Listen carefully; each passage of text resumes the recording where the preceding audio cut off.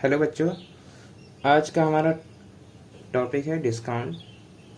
Discount ये profit and loss वाले chapter में ही है, आईसीएसई बोर्ड क्लास 9। इसमें हम आगे देखेंगे डिस्काउंट के अंदर हमें कुछ आज पहले वीडियो में हम कुछ पॉइंट्स को देखेंगे, जैसे कि मार्क प्राइस क्या होता है,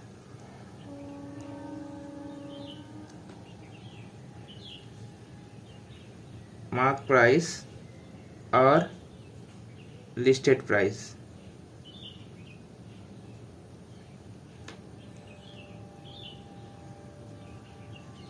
मार्क प्राइस और लिस्टेड प्राइस ये दोनों एक ही नाम है।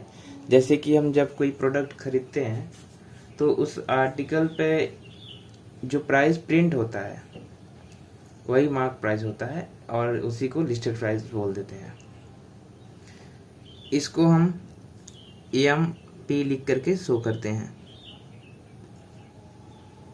ठीक, इसके बाद से नेक्स्ट टॉपिक हमारा आता है। ये तो पहला पॉइंट हो गया। दूसरा पॉइंट है हमारा डिस्काउंट। आखिरकार ये डिस्काउंट क्या होता है? डिस्काउंट कभी कभार ऐसा होता है कि कुछ रीजंस की वजह से या फिर कोई डैमेज आर्टिकल्स में हो गई है, तो अगर सेल्समैन चाहता है कि उसकी इच्छा है कि उसकी मतलब उसकी सेल्स अच्छे से बिके, उसमें कोई रुकावट ना आए, तो वो कुछ डिस्काउंट देता है। मतलब जो भी प्राइस, मार्क प्राइस या फिर लिस्टेड प्राइस, जो भी प्राइस उस मार्क है उस आर्टिकल पे, उसमें से कुछ मुनाफा देता है, कुछ छूट देता है।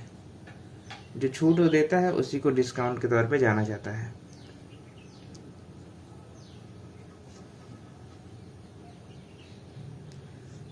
इसके बाद से हमारा नेक्स्ट जो है पॉइंट है वो है मार्कअप।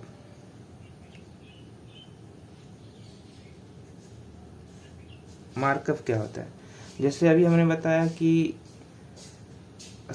जो आर्टिकल्स है उसमें कोई खराबी होने की वजह से या फिर कोई डैमेज होने कोई मतलब किसी रीजंस की वजह से वो आर्टिकल सही से बिक नहीं रहा है, तो उसमें जो सेल्समैन होते हैं वो चाहते हैं कि उसमें कुछ छूट दे करके, डिस्काउंट दे करके, ऑफर दे करके कुछ प्राइस को कुछ कम किया जाए ताकि वो आर्टिकल अच्छे तरीके से बिक जाए। मार्कअप होता है, कभी कभार ऐसा भी होता है कि कुछ जो प्रोडक्ट हैं वो बहुत तेजी से परचेस किए जा रहे हैं, मतलब ऐसा होने की कगार पे है कि उसमें कमी आने वाली है, या फिर सेल्समैन को ऐसा लग रहा है कि उसकी डिमांड तेजी से हो रही है, तो मार्क प्राइस जो रहता है उसमें थोड़ी सी बढ़ोतरी कर देती है प्राइस में, मतलब कुछ परसेंटेज में इंक्रीजमेंट कर दिया जाता है, और यही मार्कअप कहलाता है। यानी मार्कअप में समझिए तो हम कोई भी प्राइस है उसमें हम इंक्रीजमेंट करते हैं, और डिस्काउंट के केस में हम प्राइस में कमी करते हैं। ये पॉइंट जो बताए जा रहे हैं आगे, मतलब जब भी क्वेश्चन सॉल्व किए जाएंगे तो ये सब हमें मिलेंगे, तो पहले से हमें जानना चाहिए कि आखिर ये है क्या चीज़, तब हम इजीली क्वेश्चन को सॉल्व कर पाएंगे। नेक्स्ट हमारा पॉइंट है वह है ग्रॉस प्रॉफिट।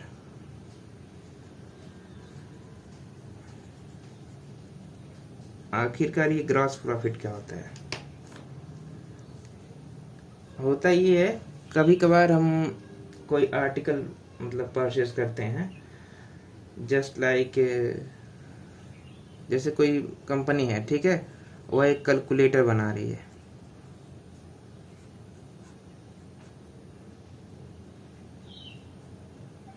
वो कंपनी एक कैलकुलेटर बना रही है, और बनाने में जो उसकी कॉस्ट आ रही है, ठीक है, मतलब जो भी कैलकुलेटर में सामान यूज हो रहा है उसको बनाने में उसे 100 रुपये का खर्च आ रहा है। 100 रुपये का खर्च आ रहा है। उसके बाद से जो भी मतलब कंपनी है वो चाहती है कि इसे सेल करे, इसकी सेलिंग प्राइस या फिर इसका रेवेन्यू, ये दोनों एक ही होता है, इसको 150 रुपये पे बेच दे।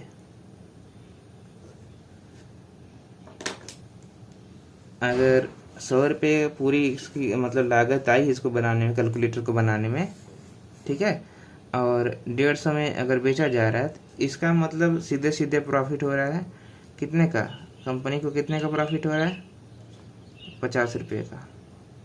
और इसको हमने निकाला कैसे है, हमने जो ये सेल्स मतलब जो भी सेल जिस दाम पे किया जा रहा था उसमें से जो कॉस्ट प्राइस है उसको माइनस कर देंगे तो हमें 50 रुपये के ये मुनाफा मिल जाएगा। इसी प्रॉफिट को ग्रॉस प्रॉफिट कहते हैं।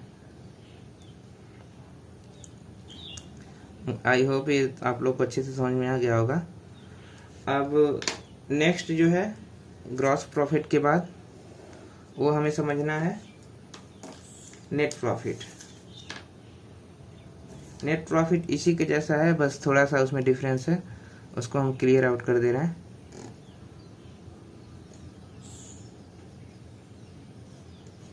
नेट प्रॉफिट, ठीक है। सेम एग्जांपल इधर भी है, वैसे ही एक कैलकुलेटर यहाँ पे भी एक कंपनी बना रही है,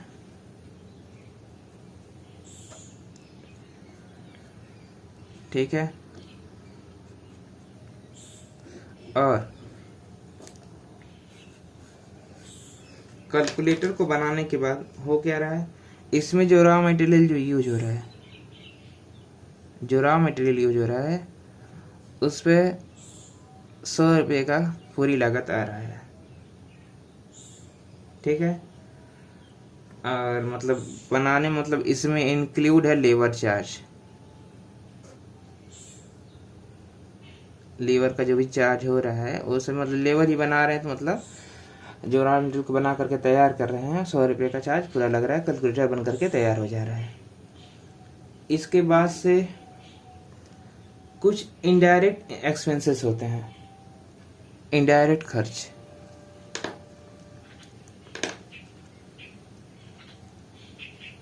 इनडायरेक्ट एक्सपेंसेस, इनडायरेक्ट एक्सपेंसेस में हमारा आ जाएगा जैसे कि टैक्स, इलेक्ट्रिक बिल और ट्रांसपोर्ट का जो खर्च है इसको ले जाने में एक क्षेत्र से दूसरे क्षेत्र में, ये सभी मान के चल रहे हैं 20 रुपये का एक्स्ट्रा चार्ज ऐड हो रहा है किस पे, उस रॉ मटेरियल के साथ,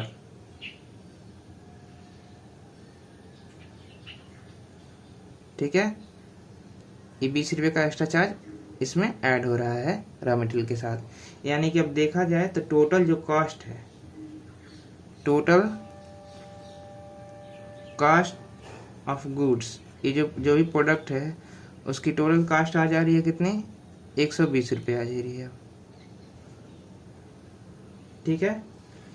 अब जो सेल्समैन है वो सेल करने जा रहा है इसको कितने पे, 150 रुपये पे, ठीक है। तो इसका नेट प्रॉफिट जो है वो कितना हो जाएगा, नेट प्रॉफिट की बात करें तो 150 में से 120 को जब घटाएंगे तो हमें ये 30 रुपये मिल जाएगा, ठीक है। नेट प्रॉफिट की बात करें तो 30 रुपये का यहाँ पे नेट प्रॉफिट इसे हुआ है। अगर हम ये 20 रुपये जो एक्स्ट्रा लग रहा था इसमें इनडायरेक्ट एक्सपेंसेस, इसको हटा देंगे तो ग्रॉस प्रॉफिट देखा जाए इसको तो 50 रुपये का हुआ है, लेकिन अगर इसको भी इंक्लूड करेंगे तो नेट प्रॉफिट जो है इसको 30 रुपये का हुआ है। आई होप ये आप लोग को समझ में आया होगा अच्छी तरीके से। जैसे एक दूसरा एग्जांपल है, जैसे हम कोई मोबाइल खरीदने गए हैं, 5 हज़ार का कोई एक मोबाइल खरीद कर लेकर आए हैं और वो मोबाइल हमारे दोस्त को पसंद आ गया है, तो और हमारे मोबाइल लेकर आने में 1000 रुपये का मतलब ट्रांसपोर्ट मतलब लग गया है, भाड़ा वगैरह, तो फिर उसको हम 1000 और बढ़ा करके 7000 पे मोबाइल को बेच दे रहे हैं। तो हमें अगर नेट प्रॉफिट की बात करें तो हमें 1000 का हुआ है, लेकिन ग्रॉस प्रॉफिट देखेंगे तो 2000 का हुआ है, ठीक है। इस तरीके से आप लोग को ग्रॉस प्रॉफिट और नेट प्रॉफिट समझ में आ गया होगा। नेक्स्ट वीडियो में हम लोग फार्मूला देखेंगे कि डिस्काउंट पे क्या क्या कौन कौन से फार्मूला है, उसके बाद से क्वेश्चन को सॉल्व किया जाएगा। आज के लिए बस इतना ही लेते हैं। धन्यवाद।